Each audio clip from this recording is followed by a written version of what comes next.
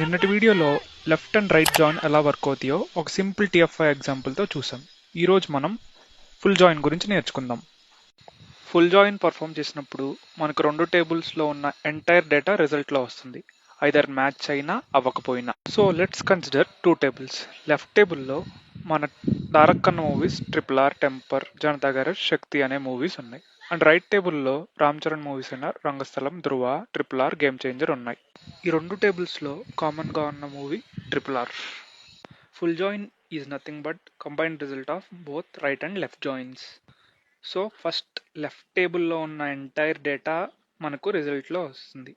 అలాగే రైట్ టేబుల్లో కామన్గా ఉన్న RRR అనే మూవీ యొక్క డీటెయిల్స్ కూడా మనకు రిజల్ట్లో యాడ్ అవుతుంది. మిగతా ఏ మూవీ డీటెయిల్స్ రైట్ టేబుల్తో మ్యాచ్ అవ్వట్లేదు కాబట్టి SQL నల్ అసైన్ చేస్తుంది.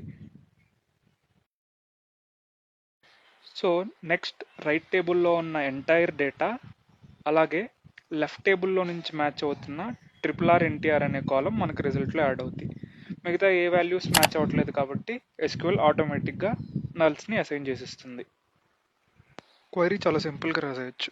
First select statement followed by column names. మనం ఏ టేబుల్ నుంచి అయితే తీసుకోవాలనుకుంటున్నాం ఆ table name. Full join Charan _movies, second table name and condition. ఇక్కడ కామన్ మూవీ కాబట్టి సో మనం మూవీ నేమ్స్తో టేబుల్స్ని కంబైన్ చేస్తున్నాం. రిజల్ట్ అబ్జర్వ్ చేస్తే it's nothing but combination of both left and right joins.